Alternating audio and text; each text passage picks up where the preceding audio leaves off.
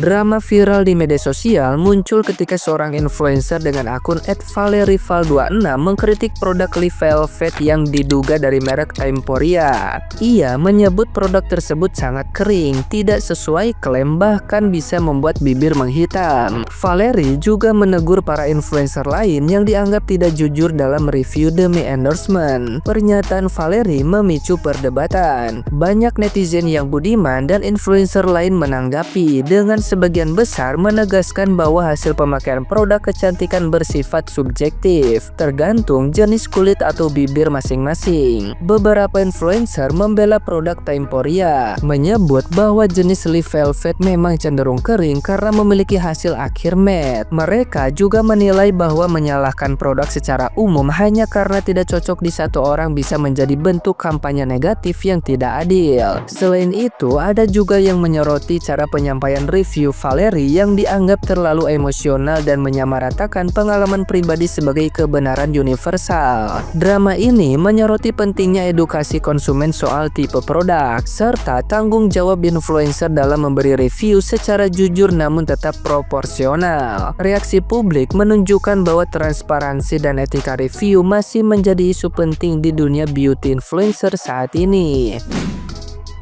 Bisa nggak sih kalian buat para influencer, kalau misal kalian nggak influencer orang, itu jujur, honest review. Tahu nggak ini produk apa? Ini udah nggak asing lagi kan? Gue yang maju mundur, akhirnya maju untuk membelikan produk ini. Tidak bagus. Tidak bagus sama sekali, kering di bibir. Mungkin bukan cuma gue doang yang ngerasain, karena di VT Tok gue satu lagi, itu semua orang bilang ini kering sama sekali. Dan setelah gue lihat nih, influencernya ternyata influencer ternama nih yang pakai ini. Nih, si Sam ini. Kering banget. Tahu ya, ini udah kayak cat rumah yang diaplikasikan ke bibir kalian. Tuh, gue buang, gue campain tuh. Gue gak suka, beneran. Gue kalau misalnya beli produk yang emang dia gak bagus, gue akan bilang gak bagus. Nah, gimana nih menurut netizen yang terhormat? Silahkan berkomentar ya. Baru nyampe apart, terus gue scroll TikTok, terus katanya lip velvet yang ini tuh katanya bikin bibir itu kering, dan itu tuh VT-nya banyak banget muncul di FYP gue selama gue scroll TikTok. Hal yang krusial dan tidak di-mention di VT itu adalah lip velvet, lip matte, dan lip cream itu emang cenderung finishnya tuh kering. Kalau lo mau hasilnya tuh bikin bibir lo lembab dan hydrating, ya gue saranin lo pakai lip gloss, terus lip oil, sama lip balm. Yang ungu ini itu kan namanya lip velvet ya, dan dia tuh kan emang klaimnya itu kan velvet matte finish. Nih. Nah, velvet matte finish. Ketika lo beli sesuatu, bukan hanya perlipenan duniawi ini, pasti lo udah tahu gunanya apa, performanya bagaimana. Dan gue yakin lo pasti beli sesuai dengan kebutuhan dan tipe dari bibir lo. Jadi contohnya kalau bibir lo tuh gampang kering, ayo cari jangan yang lip velvet matte finish ini. Ini kan udah jelas-jelas dibilang dia tuh matte finish, velvet matte finish. Jujur, gue udah banyak banget nyobain lip velvet, dan ini menurut gue salah satu lip velvet yang di bibir gue itu nggak bikin kering. Bahkan lo lihat nih, hasilnya blurring. Bahkan garis-garis di bibir gue tuh tertutup. Menurut gue nggak fair ketika lo beli produk terus langsung menyalahkan produknya ketika nggak cocok di lo. Itu namanya black campaign. Sama ketika kayak gue beli skincare atau gue beli suatu barang nggak cocok di gue, terus gue bilang ini produk jelek banget, nggak sesuai dengan apa yang di review orang-orang, padahal nggak cocoknya di gue. Di orang lain kan belum tentu. Makanya kita harus mengetahui jenis kulit kita, tipe yang cocok untuk di bibir kita. Itu opini gue sih. Gitu. Ini hasilnya. Heboh soal Emporia, gue jadi makin penasaran. Jadi gue pengen juga nyobain kayak kakaknya, beneran kayak dia nggak gue ngelempar lip creamnya. Ini gue beli sendiri, tapi kemarin udah sempet gue unboxing karena gue penasaran. Jujur, untuk first impression sih packagingnya ya lumayan gitu ya, lumayan eksklusif dan lucu, segitiga gitu kan. Terus ini dia produknya yang lagi ramai. Gue beli satu aja karena gue takut kalau misalkan emang barangnya jelek banget gitu, kayak gue takut buang-buang duit gue. Gue adalah pecinta lip cream dan lip velvet, tapi lebih lip velvet sih. Nah ini dia, itu yang ungu nih lip velvet, shade-nya yang Cordelia 01. Dari warna sih cakep ya, warnanya tuh gue banget. Mau gue tunggu beberapa menit supaya gue tahu dia tuh kering, pecah atau gimana. Jadi gue nggak mau ketup dulu di atasnya. Jadi gue diemin dulu.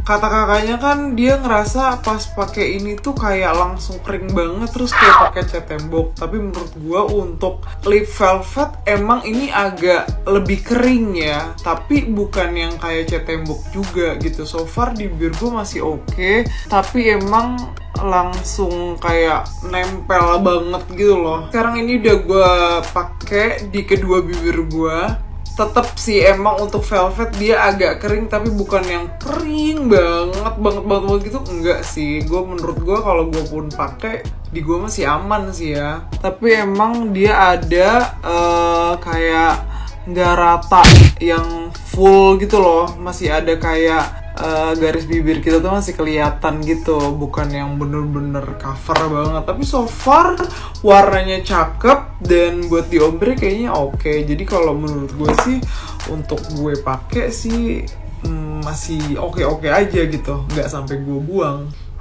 Kalian mau cobain atau enggak? Katanya Temporia yang velvet ini jelek banget kayak cat tembok dan katanya nggak usah beli. Tapi aku penasaran, jadi aku beli. Ini aku beli barusan nih di Sosiola. Ini aku tuh beli yang shade Equinox. Terus sebenernya aku tuh pengen yang shade apa dah, Aurora, tapi nggak ada ya di Sosiola ya. Moment of truth. Oh, untuk packagingnya sih aku suka sih. Oke, kita coba kayak gimana sih, emang sekering apa sih dia? Bukan lip velvet biasanya memang teksturnya begini ya. Udah pakai lip care sebelumnya, jadi aku hapus dulu ya. Nih aku hapus dan keadaan bibir aku kayak gini. So far masih aman-aman aja sih. Nah sekarang makeup aku tuh lagi agak cool tone, jadi memang agak kurang cocok di pair sama lipisnya. Cuma so far ini baru aku pakai aman sih. Kerasanya pun juga tetap kerasa ringan, nggak kayak cat tembok. Terus juga masih halus-halus aja di bibir aku. Ini so far masih nyaman banget sih di aku dan nggak kerasa kayak kering ketarik gitu. Cuma yang jadi concern aku adalah ini tuh wangi banget, bener-bener kerasa banget fragrance-nya. Dan aku tuh agak kurang suka sama lipstick yang ada fragrance-nya. Itu aja yang jadi poin aku kurang suka. Tapi kalau selebihnya kayak teksturnya terlalu kayak kering atau kayak cat tembok, enggak sih. Ini bentukannya kalau dari deket tuh yang namanya produk itu memang cocok-cocokan ya, kadang cocok, kadang nggak cocok. Jadi kalau misal kalian ini dirasa cocok dengan finishnya dan pengen beli aja sih. Dear Timeforia, please belajar banget deh dari kasus Kode Biru dan Claremont. Honest review ala-ala. Terus, ujung-ujungnya pemerasan. Please juga belajar dari kasus owner-owner skincare yang honest review ala-ala oleh influencer belasan juta followersnya, tapi ujung-ujungnya apa? 4M-nya melayang. Ada dugaan pemerasan, pengancaman, dan dugaan tindak pencucian uang. Please, stop deh. Nggak usah kucuk-kucuk lu ngubungin si oknum influencer ala-ala honest review yang ngejelek-jelekin produk lu, ngebuang-buangin produk lu, bilang produk lu sampah, bilang produk lu mau dibakar, bilang produk lu ini dan itu, bilang produk lu kayak cat tembok. Stop deh. Belajar ya, belajar. Ini udah jadi satu pola pemerasan ala-ala honest review. Ini bukan cuma untuk Timeforia deh, untuk semua yang punya brand, entahkah itu makanan, entahkah itu makeup, skincare, produk teknologi, apapun itu. Belajar deh dari kasus yang udah ya. Selalu polanya gitu, ada oknum ala-ala influencer, ala-ala honest review, ujung-ujungnya ternyata ya bekerja sama dengan sindikat untuk apa? Memeras lemon. Nih produk lu tuh udah sebagus itu, salesnya setinggi itu, sampai kemarin gua ke Guardian ya, yang ada di kota gua. Abis produk lu, gimana? Hah? Tanyanya mesti PO dulu, sabar ya kak, masih dalam perjalanan barangnya. Sales lu lagi tinggi, belajar deh dari kasus-kasus yang kemarin ya, owner-owner skincare itu yang jualannya lagi tinggi-tingginya kayak Dr. Reza Gladys itu. Ya, salesnya lagi tinggi banget salesnya. Ya, itu yang dihajar, itu yang dihantam.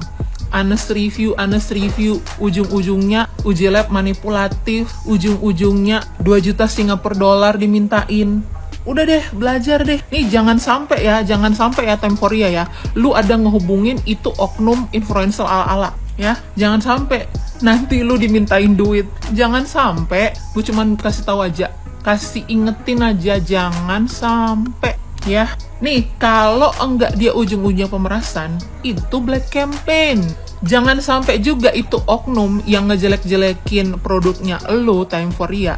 Besok-besok dia nge-up produk Lipen juga. Jangan sampai dia ngebanting-bantingin, ngerusak-rusakin nama Time for Ria, brand lo. Besok-besok dia nge-upin produk Lipen yang lain. Kalau sampai itu oknum, ya, dia meng-up produk Lipen yang lain, fix dia black campaign. Kita pantengin aja lah akunnya. Kalau sampai dia jadi brand ambassador atau dia nge-upin produk Lipen yang lain, fix mah dia itu buzzer yang dipakai untuk black campaign. Produk lu dijatuhin, produk orang dinaikin. Itu sama polanya, persis sama yang kemarin-kemarin ya. Adalah yang nge-review Bika Ambon, ya kan, dijatuhin lah Bika Ambon merek A, diangkatlah Bika Ambon merek B. Udah lagu lama, basi. Time for Ria jangan kemakan ya. Juga owner-owner yang punya brand apapun itu jangan sampai kemakan pola sindikat pemerasan kayak gini.